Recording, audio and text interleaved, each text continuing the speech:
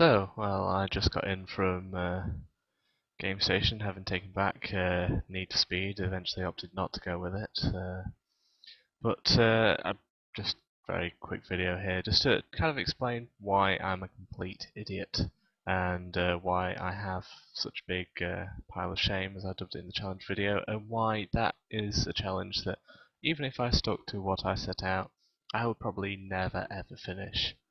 Because went in, and before I go up to the counter, I always have a quick browse around. It's a video game shop. I'm a gamer. It's just natural instinct just to have a look at if there's anything interesting, new, pre-owned, whatever, that they have. And I made the mistake of lingering a bit too long in the PS2 section because, well, that stuff is dirt cheap these days.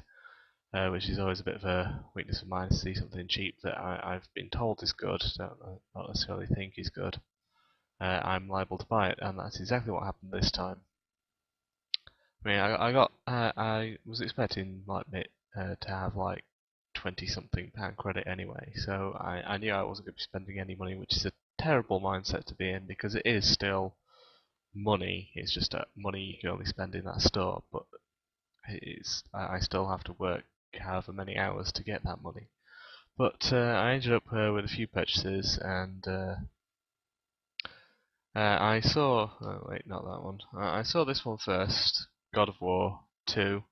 I mean, I realised they're coming out with a spruced up version for the PS3 of 1 and 2 in a pack, but I I don't believe that'll be any cheaper than like 25 quid when it comes out. So I'm not really too fussed about being able to play it in 720p. I've been told it looks quite good, standard definition anyway, and well, it's because I have an 80 gig rather than a 60 gig PS3. I'm gonna have to play it on the PS2, which has a crappy cable anyway, so it's not gonna make any difference.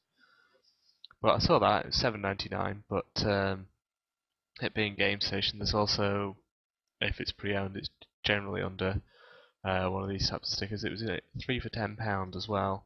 So it's just like, well, if it's $7.99, then maybe I can find two more games that are worth a quid each, sort of thing.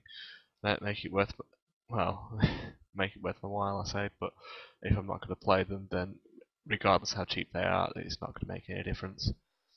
But I ended up with these two, Metal Gear Solid 2 and 3.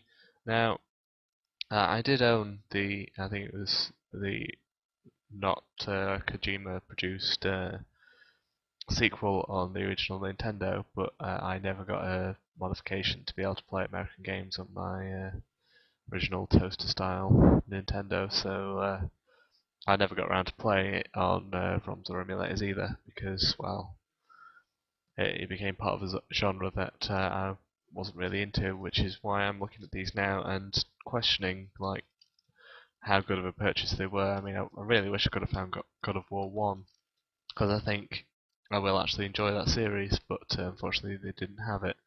Well, not really surprising, to be quite honest, but I can't remember if I ever actually played Metal Gear Solid 1 either, but I'm tired of hearing people raving about these games and not having a clue.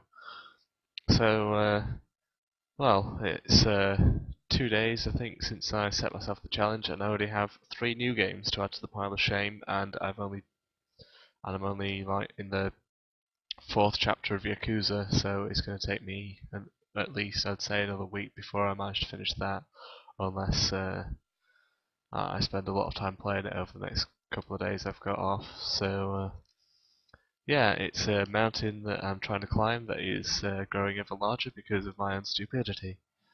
And yeah, that was very stupid, but still, they're supposed to be good games, so you never know, I might be able to sell them on at a profit if I don't actually like them.